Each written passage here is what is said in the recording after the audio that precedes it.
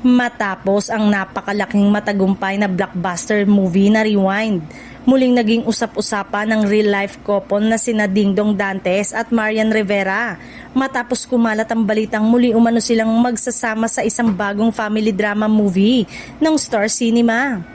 Dahil sa init ng naging pagtanggap ng publiko sa kanilang tambalan, agad na nagtrending naturang balita sa social media at ikinatuwa ng kanilang mga tagahanga.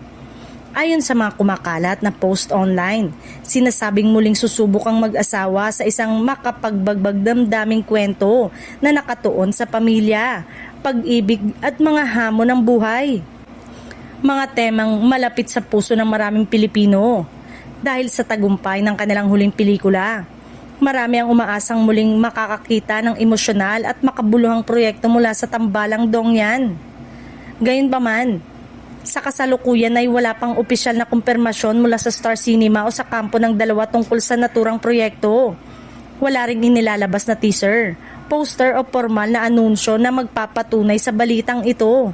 Sa kabila nito, patuloy pa ring umaasa ang fans na magkakaroon ng panibagong proyekto ang dalawa sa pelikula.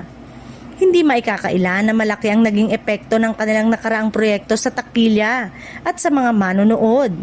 Marami ang humanga sa kanilang natural na chemistry at sa lalim ng kanilang pagganap bilang mag-asawa. Bagay na mas naging makatotohanan dahil sa kanilang tunay na relasyon sa totoong buhay. Habang wala pang kumpirmasyon, patuloy na inaabangan ng publiko ang susunod na hakbang na mag-asawa sa kanilang karera sa pelikula. Para sa kanilang mga tagahanga, sapat na ang ideya na muling pagsasamahin nila sa iisang proyekto upang magbigay ng excitement at pag-asa sa panibagong kwento na tiyak na tatatak sa puso ng marami. Kung sakaling matuloy ang balitang ito, siguradong isa na namang malaking proyekto ang aabangan ng industriya at ang milyong-milyong taga-suporta.